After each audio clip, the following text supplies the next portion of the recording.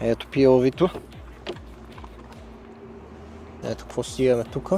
Това е нещо, дето ако беше черен махагон, тъмен или там какво, ще да е малко по-окей. Босенце музика имаме. Аз качим тук малко. Мръсотика, ама няма как.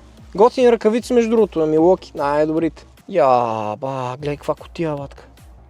Какво това е лут? Трябва да отворим.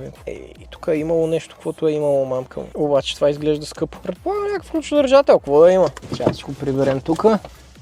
Нищо, кой знае какво. Интересно ми е на колко километра ще е. Как се парише, бе? Къде му е старта его? Не мога да разбера как ще стоите стар стопа от страната на пасажир. Ще изискаме информацията за километрите малко по-късно и за цените, на които може да кажем естествено, защото това е много важно. Волана, тук какво пера имаме, което е добре. 100 000 копчета за фаровете, ще кажеш, че не знам, страшна работа изглежда. С един ключ колата. И вижте даже какъв е ключа.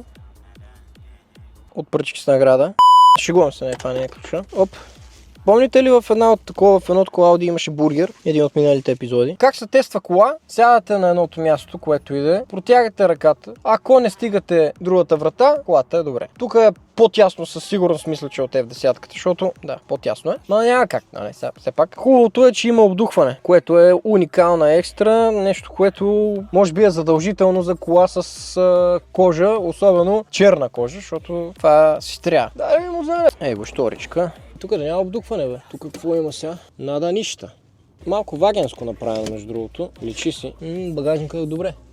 Също е по-малък от на F-ката. Интересно ми е колко парички е дошла и какъв разход ще дава това нещо, защото суперчарджери, марджери, пък и не трябва да е на много километри, защото доколкото знам това след 150 000 км малко не е добре. Съм много сигурен, на сега Audi G ще ме съсипат пак в коментарите къде го казах това. Затова ще кажа, че това е най-хубавият автомобил за днес. Страхотен е. Най-добрата.